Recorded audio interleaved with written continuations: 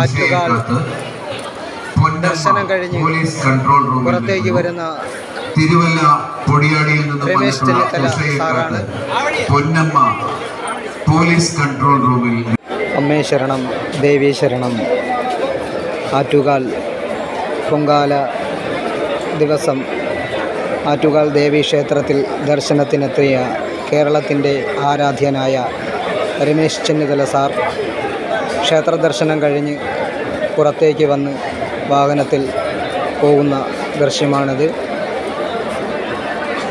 നാളെ 10 മണിക്ക് ഭണ്ഡാര അടുപ്പിൽ തീ പകർന്ന് അതിനുശേഷം മറ്റുള്ള അടുപ്പുകളിലേക്ക് തീ പകർന്ന് പൊങ്കാല ആരംഭിക്കും.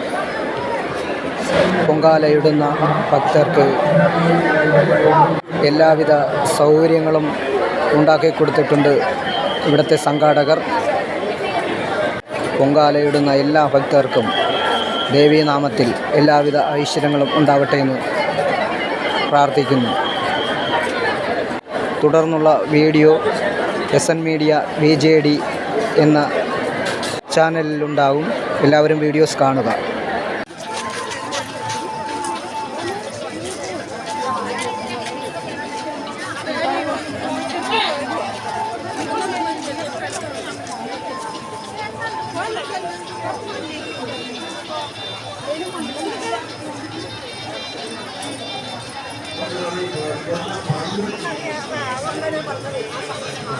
സർവാഭിഷ്ട